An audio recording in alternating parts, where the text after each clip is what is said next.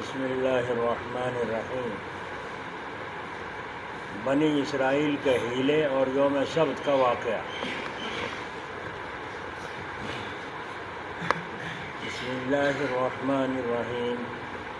واسألهم عن القرية التي كانت حاضرة البحر إذ يعدون في السبت إذ تأتيهم حيتانهم يوم سبتهم شرعا ويوم لا يسبتون لا تأتيهم كذلك نبلوهم بما كانوا يفسقون۔ ترجمہ: اے نبی جی، ان یہود سے اس بستی کے بارے میں پوچھو جو سمندر کے کنارے آباد تھی۔ جب وہ بستی والے بار یعنی ہفتے کے دن کے بارے میں حد سے گزر گئے، جب ان کے ہاں سمندر کی مچھلیاں ہفتے کے دن تو اچھل اچھل کر سامنے آتی تھی، اور جب وہ بار نہیں مناتے یعنی بار کا دن نہ ہوتا تو وہ مچھلیاں نہیں آتی تھی۔ اس طرح ان کی مسلسل نافرمانیوں کی وجہ سے ہم انہیں آزماتے رہے۔ پرانی تاریخ دہرانے کا مقصد: قرآن بار بار پرانی تاریخی باتیں پیش کر کے قیامت تک آنے والے لوگوں کو سبق دینا چاہتا ہے کہ دیکھو تم سے پہلے لوگوں کا کیا حال ہوا تھا جب انہوں نے ہمارے حکموں کو ماننے میں ہیلے بہانے کیے، ہمارے حکموں سے منہ موڑا۔ کیا تم نہیں جانتے کہ ہفتے کے دن بنی اسرائیل نے جب مچھلی پکڑنے کے بارے میں ہیلہ اختیار کرتے ہوئے ہماری نافرمانی کی تو ہم نے ان کو بندر بنا دیا۔ اے لوگوں، جس اللہ تعالیٰ کو اس وقت ان کو بندر بنانے کی قدرت تھی، اس اللہ تعالیٰ کی قدرت آج بھی موجود ہے۔ اللہ تعالیٰ چاہیں تو آج بھی تمہیں بندر بنا سکتے ہیں، اس لیے زیادہ اترانے کی ضرورت نہیں۔ تو پرانی تاریخ دہرا کر ہمیں تنبیہ کرنا اور ہوشیار کرنا مقصود ہوتا ہے۔ جس طرح آپ کسی کو نصیحت کرتے ہوئے کہتے ہیں تمہیں پتہ ہے فلاں آدمی نے ایسا کیا تھا تو اسے کتنا نقصان اٹھانا پڑا، اس کا انجام کیا ہوا۔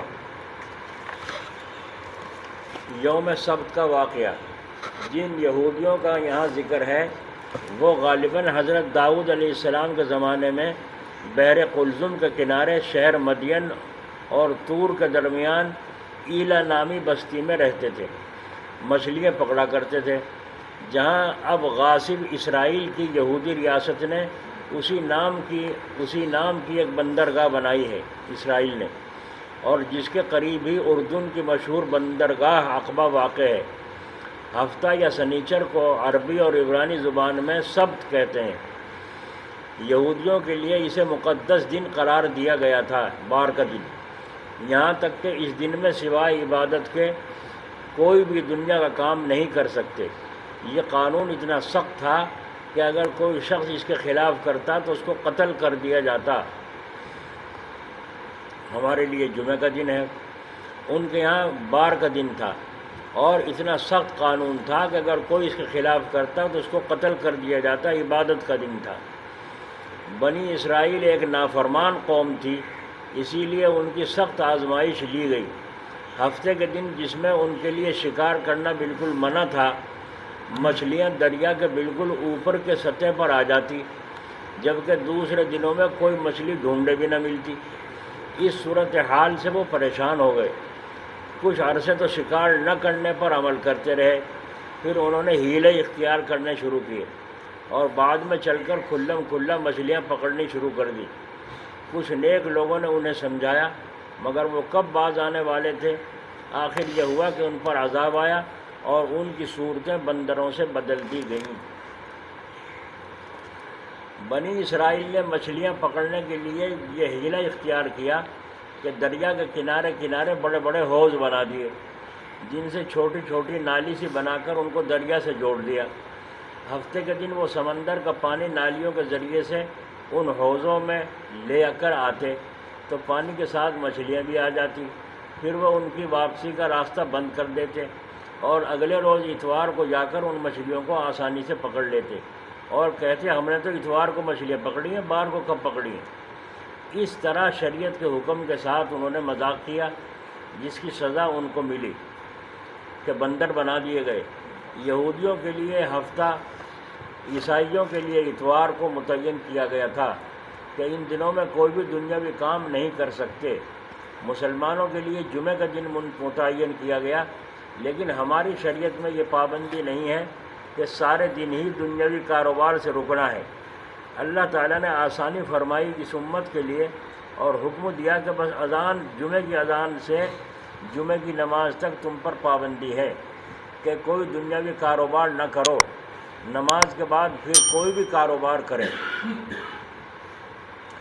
جمعہ کے دن حکم تو یہ ہے کہ اذان سنتے ہی نماز کے لیے چلا جائے، لیکن دیکھنے میں یہ آ رہا ہے کہ اذان کے بعد بھی لوگ اپنے کاموں میں لگے رہتے ہیں، اور جب خطبے کی اذان کا وقت قریب آتا ہے تب مسجد کی طرف چلتے ہیں۔ اس کی اصلاح میں جہاں نمازیوں کو دخل ہے کہ وہ اذان سنتے ہی کاروبار بند کر کے مسجد کی طرف لپکیں، وہیں پر ذمہ داران مسجد کو بھی چاہیے کہ اذان اور نماز جمعہ کے درمیان وقفہ بہت معمولی سا رکھیں۔ لوگوں کا جو یہ ذہن بن گیا ہے کہ ابھی تو اذان ہوئی ہے اور گھنٹہ بھر بعد جمعہ ہونا ہے، اس لیے چلیں گے، ابھی رک کر کون سی جلدی ہے۔ اس کو ختم کرنے کے یہ ضروری ہے کہ اذان اور جماعت کے درمیان بقدر ضرورت ہی وقفہ رکھا جائے۔ حرمین شریفین کی اقتداء اس معاملے میں ہمارے لیے بہت ہی مفید ہوگی۔ وہاں کا معمول یہ ہے کہ زوال ہوتے ہی اذان ہوئی، سنتیں پڑھتے ہی دوسری اذان ہوئی اور خطبہ شروع ہو گیا۔ اس کا نتیجہ یہ ہوتا ہے کہ بہت سے آدمی گھنٹوں پہلے جا کر بیٹھ جاتے ہیں۔ عام آدمی بھی اذان سنتے ہی ایسے لپکتے ہیں، پھر کسی بھی کام کا دھیان نہیں رہتا۔ بہرحال جہاں ایک عام مسلم کی ذمہ داری ہے کہ وہ یہ سوچ کر اللہ تعالیٰ نے ہم سے بہت تھوڑے سے وقت کے لیے دنیاوی کاروبار چھوڑنے کو کہا ہے، 1-2 گھنٹہ اس پر ضرور عمل کریں کہ اذان ہوتے ہی نماز کے لیے تیار ہو جائیں۔ وہیں ذمہ داران مساجد بھی لوگوں کی رعایت کرتے ہوئے اذان اور جماعت کے وقفے کو کم سے کم کریں۔ اللہ تعالیٰ ہم سب کو شریعت کے مطابق چلنے کی ہمت عطا فرمائے۔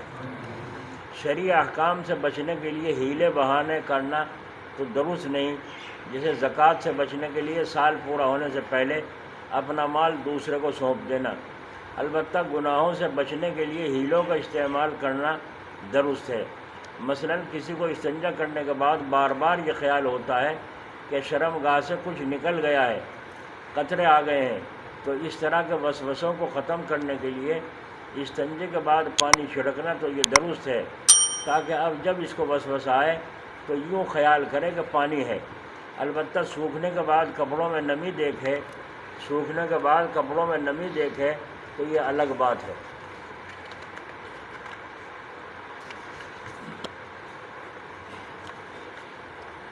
وسوسوں پر کوئی پکڑ نہیں، وسوسے کتنے بھی برا ہمیں کسی کو کوئی پکڑ نہیں۔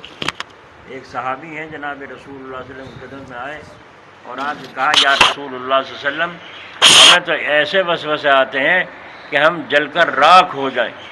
حضور اکرم صلی اللہ علیہ وسلم نے فرمایا کیا وسوسے آتے ہیں؟ تو انہوں نے کہا جی ویسے بہت غلط وسوسے، بتاؤ تو صحیح۔ فرمایا کبھی خیال آتا ہے کہ ہر چیز کا بنانے والا کوئی ہے، تو خیال آتا ہے اللہ تعالیٰ کے بنانے والا کون ہے؟ اللہ تعالیٰ کے پیدا کرنے والا بھی تو کوئی ہوگا۔ تو جب ہر چیز کا بنانے والا ہے تو یہ قاعدہ ہے، تو اللہ کے بنانے والا کون ہے؟ جب اللہ تعالیٰ کی شان میں ایسا خیال آیا تو ایسے وسوسوں سے تو جل کے راکھ ہو جائیں ہم، وہ اچھا ہے کہ ہمیں ایسے وسوسے آئیں۔ اس لیے یا رسول اللہ صلی اللہ علیہ وسلم ہم تو پریشان ہو گئے، ان وسوسوں سے ہلاک ہو گئے۔ تو آپ صلی اللہ علیہ وسلم نے فرمایا تم ایسے وسوسوں کو کیسا سمجھتے ہو؟ فرمایا بہت برا سمجھتے ہیں، جل کر ہم کوئلہ ہو جائیں، راکھ ہو جائیں، یہ اچھا ہے ایسے وسوسوں سے، یعنی اتنا برا سمجھتے ہیں ان وسوسوں کو۔ تو حضور اکرم صلی اللہ علیہ وسلم نے فرمایا تمہیں تو ایسے وسوسوں سے رنج ہوا اور مجھے خوشی ہوئی۔ ایسے وسوسوں سے تمہیں تو رنج ہوا اور مجھے خوشی ہوئی۔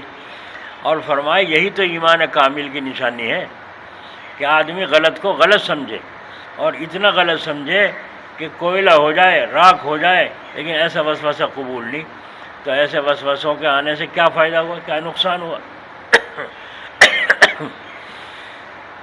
تو وسوسوں کا آنا نماز سے باہر ہو یا نماز میں ہو کوئی برائی نہیں ہے۔ برائی تو جب ہے جب وسوسوں کو لا کر کے کھڑا کرے۔ بھائی اللہ کو بھی تو کسی نے بنایا ہی ہوگا، بس اب اس پہ جم کے بیٹھ گیا، کسی نے بنایا۔ ارے اللہ ہی نے سب کو بنایا ہے، وحدہ لا شریک لہ، وہ اکیلا ہے، اس کے ساتھ کوئی ساجی شریک نہیں۔ تو اس وسوسے کو دوسرے خیال سے، اس خیال کو دوسرے خیال کے ساتھ دفع کرے۔ برے خیال کو دور کرنے کے لیے دوسرا خیال لانا، اس کی جگہ پر آ جانا، وہ خیال دب جائے گا۔ تو اس لیے وسوسوں سے اللہ تعالیٰ کی پناہ چاہے۔ زیادہ وسوسے آنے لگیں تو دماغ کی کمزوری ہے، بیماری ہے، اسے دوا کھانی چاہیے اور سوچ سمجھ کر علاج کرنا چاہیے۔ ہاتھ دھوئیے، استنجا ہوا ہی، وہ پاک نہیں ہوا، پھر دوبارہ سے کرنے لگا، ابھی پاک نہیں ہوا، یہ تو وسوسہ وہمی ہے، اس کا علاج کرنا چاہیے۔ کہ شریعت کا حکم یہ ہے ایک دفعہ، زیادہ سے زیادہ سنت 3 دفعہ دھو کر کے بے فکر ہو جا۔ پھر وسوسوں کو آنا اور لانا بے وقوفی کی نشانی ہے، اور یہ بیماری دماغ کی ہے، اس کا علاج کروانا چاہیے۔ تو معلوم ہوا کہ اللہ تعالیٰ کے حکموں میں کاٹ تراش کرنا، جیسا کہ آج کل نشے کی قسمیں چل رہی ہیں بہت سی، مسلمانوں کے بچے، نوجوان، یہاں تک کہ عورتیں بھی، یہاں حسین پور میں بھی جی وہ گٹکا کھاتے ہیں اور اسی طریقے سے نشہ کرتے ہیں، بعض تو کھلا شراب پینے لگے ہیں، اور بعض نشے کی چیزوں کا نام جو ہے نام رکھ کر بدل کر اس کو استعمال کرنے لگے ہیں۔ تو یہ حرام ہے، اور حرام کام سے اللہ تعالیٰ راضی ہوتے ہیں یا ناراض ہوتے ہیں؟ نشے کی چیزوں سے پھیپھڑے خراب ہوتے ہیں، گردے خراب ہوتے ہیں، لیور خراب ہوتا ہے، یہاں تک کہ مثانے پر اثر پہنچ کر مثانہ بھی بیکار ہو جاتا ہے۔ چند دن کے بعد یہ آدمی عورت کے بھی قابل نہیں رہتا، اتنا خطرناک چیز ہے نشہ۔ اور پھر فرمایا جناب رسول اللہ صلی اللہ علیہ وسلم نے کہ جو آدمی نشے کو حلال سمجھ کر استعمال کرے اس کا ایمان بھی نکل جاتا ہے، ایمان بھی نکل جاتا ہے۔ مولانا رشید احمد صاحب گنگوہی رحمۃ اللہ علیہ فرماتے ہیں کہ وہاں گنگو میں ایک آدمی رمضان کے مہینے میں مر گیا، نشہ کا بہت عادی تھا، شراب کا۔ جب وہ مر گیا لوگ کہنے لگے دیکھو بھائی کیسا برا آدمی تھا، اور رمضان شریف میں اس کی موت آئی، رمضان شریف میں اس کی موت آئی ہے، کتنا مبارک موت آئی اس کی۔ تو حضرت گنگوہی رحمۃ اللہ نے فرمایا جاؤ قبر کھود کے دیکھ لو، اس کا منہ قبلے سے ہٹا کر مشرق کی طرف کر دیا گیا ہے۔ جب دفن کرتے ہیں میت کو تو منہ اور سینہ قبلے کی طرف کرنا چاہیے، یہ سنت ہے۔ بعض لوگ کہتے ہیں منہ کر دو، منہ نہیں سینہ بھی کرو، کمر لگا دو، ادھر دیوار سے کمر لگا دو اور سینہ اور منہ اس کا قبلے کی طرف کر دو، یہ ہے۔ لیکن حضرت گنگوہی نے فرمایا جاؤ قبر کھود کے دیکھ لو، اس کا منہ قبلے سے پھیر کر ادھر کر دیا گیا ہے۔ جو شراب کا عادی تھا، اللہ تعالی ہماری حفاظت فرمائے۔ تو اگر کسی کو ایسی لت لگ جائے، لگانی نہیں چاہیے، جس کو لگی ہوئی ہے اس کو چھڑانے کی کوشش کرنا چاہیے۔ بہت بری چیز ہے، نشہ حرام ہے، اللہ تعالی ہمیں سمجھ نصیب فرمائے۔ حرام کام میں نحوست ہے، جبھی تو حرام کہا اللہ نے، اور جن میں نحوست کم ہے ان کو مکروہ کہہ دیا، اچھا نہیں ہے یہ۔ تو اس لیے اچھا اور برا تو برا ہی ہے، چاہے کسی درجے کا ہو۔ اللہ تعالی ہماری حفاظت فرمائے اور ہمیں ایمان کامل نصیب فرمائے۔ اللہ تعالیٰ نے فرمایا مجھے پہچاننے کے لیے میری نشانیوں کو غور کرو، مجھے پہچاننے کے لیے میری نشانیوں کو غور کرو۔ ایک آدمی قبر کے عذاب کو نہیں مانتا، نہ عذاب کو مانے نہ ثواب کو، جیسا آج ہو رہا مسلمانوں کا حال۔ حسین پور میں دیکھا ہم نے، قبرستانوں میں اڑد چھیت رہے ہیں، گیند کھیل رہے ہیں، گالیاں بک رہے ہیں۔ جی یہ مسلمانوں کے نوجوانوں کا حال ہے، ان کو کوئی اہمیت قبرستان کی نہیں رہی، ادب نہیں رہا۔ بریلویوں کے یہاں جوتے باہر نکال کر قبرستان میں جاتے ہیں، اور ہمارے یہاں پاخانہ بھی وہیں بنا لیا اور اڑد بھی وہیں چھیدنے لگے، اور بدتمیزیاں اور آوارہ گردی شروع کر دی قبرستانوں میں، جبکہ قبرستان ایک میدان ہے، ایک آبادی ہے جہاں جا کر لوگ آباد ہو رہے ہیں۔ اس لیے کھڑے ہو کر قبرستان کی طرف کو دیکھو اور بتاؤ آبادی کدھر ہو رہی ہے اور بربادی کدھر ہو رہی ہے۔ تو آپ ان ظاہری آنکھوں سے اگر دیکھیں گے تو یوں کہیں گے آبادی ادھر ہے اور بربادی قبرستان کی طرف ہے، یوں کہیں گے نہ کہیں گے۔ لیکن عقل سے اگر غور کرو گے تو معلوم ہوگا کہ آبادی تو ادھر ہو رہی ہے، بربادی تو ادھر لگ رہی ہے۔ آج وہ مر گیا، کل کو وہ مر گیا، پرسوں کو وہ مر گیا، اب تیرا نمبر ہے، میرا نمبر ہے، تو بربادی تو ادھر لگ رہی ہے۔ جو ادھر جاتا ہے واپس لوٹ کے نہیں آتا، تو آبادی قبرستان میں ہو رہی ہے، یہاں ہو رہی ہے؟ کہاں ہو رہی ہے؟ عقل کی باتیں ہیں، یہ عقل سے سوچنے کے لیے۔ ان فی ذلک لآیۃ لقوم یعقلون، اللہ تعالیٰ کہہ رہے ہیں ہماری نشانیاں عقل مندوں کے لیے ہیں، بے وقوفوں کے لیے نہیں۔ بے وقوف کہے گا آبادی ادھر، عقل مند کہے گا آبادی ادھر۔ تو ایسے ہی قبر کا عذاب اور ثواب ہے، اس کو سمجھنے کے لیے اللہ تعالیٰ نے اپنی نشانیاں بنا دیں۔ جو آدمی سو رہا ہو اور ڈراؤنی خواب دیکھ رہا ہو اور اس کے پیچھے کوئی بھاگ دڑ ہو رہی ہو، برا حال ہو اس کا، ہانپ رہا ہو، تو باہر والوں کو کچھ پتہ نہیں کیا دیکھ رہا ہے، اور اندر والے کو باہر والوں کا پتہ نہیں ہے، خواب والے کو کہ باہر کیا ہو رہا ہے۔ تو جب اس طریقے سے معاملہ ہے تو جب عذاب قبر اور ثواب قبر میں ہوگا تو اس کا بھی باہر والوں کو کچھ پتہ نہیں اور اندر والوں کو باہر والوں کا کچھ پتہ نہیں، بس اللہ تعالیٰ ہی اپنے فضل فرمائے۔ تو اس لیے اللہ نے نشانی بنا دی، اور کا ہاتھ لگایا، ارے سانس چڑھ گیا، اب سانس چڑھ رہا، کیا ہوا تھا؟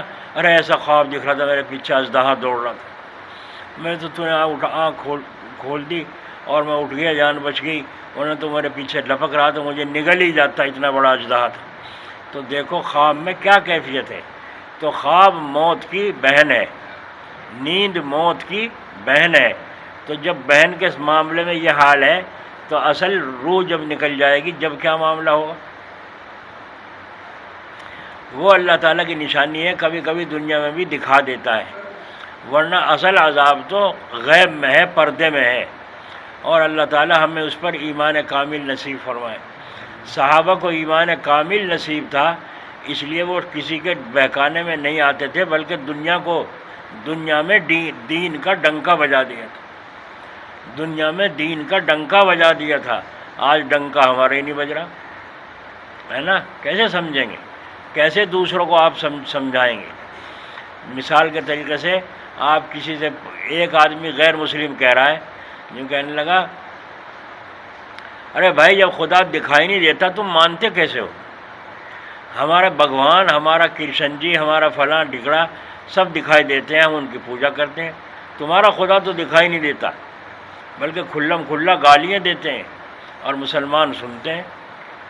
تو ان سے کہا جاتا ہے، سمجھانے کے لیے جب عقل سے آپ غور کریں گے تو آپ اس سے کہیں گے کہ تیرے اندر عقل ہے؟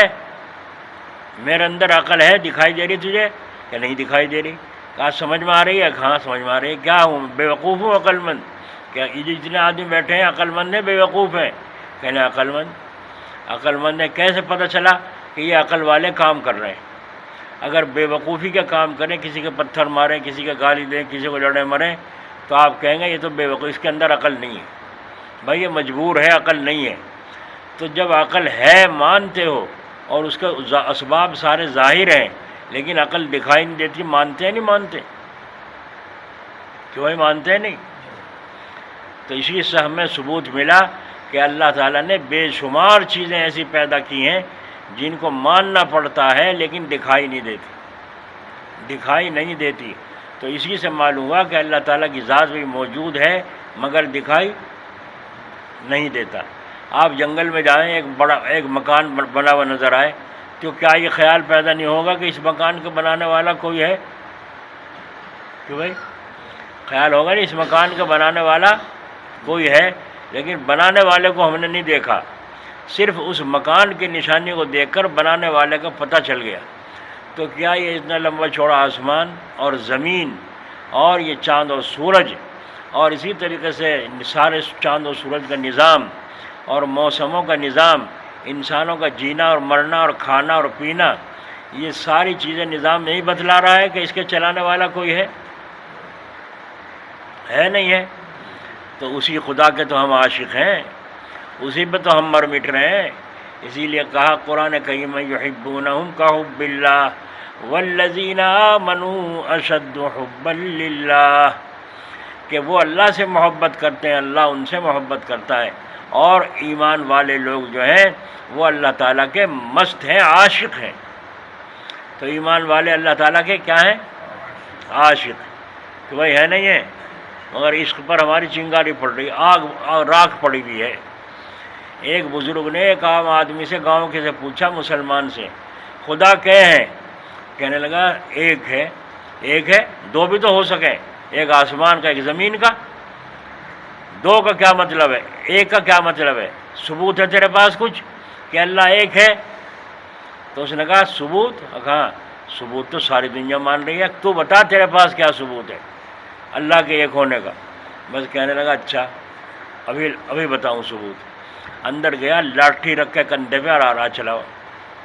انہوں نے دیکھا، کہنے لگا پیل لے گا تو آتے ہی بس بھاگ لیے۔ جب بھاگ لے کہنا سن جا ثبوت لیتا جا۔ تو دیکھو مرنے مارنے کو مسلمان تیار ہے، مگر اللہ کے ساتھ کسی کو شریک کرنے کو تیار نہیں۔ تو حضرت جلال آبادی رحمۃ اللہ علیہ فرماتے تھے ایسا ایمان ہونا چاہیے کہ جان تو جائے مگر خدا کے ساتھ کسی کو شریک ہم نہیں کریں۔ اللہ تعالیٰ اپنے فضل و کرم سے ہمیں اپنی قدرت پر بھروسہ اور یقین عطا فرمائے۔ اسی لیے دوستو گھیر گھیر کے خوش آمدید کر کر کے جماعت میں لاتے ہیں، نوجوانوں کو بھی، پرانوں کو بھی، نئے کو بھی، تاکہ ان کے ایمان میں اضافہ ہو، اور جن کا ایمان خراب ہو رہا ہے ان کا ایمان کامل ہو۔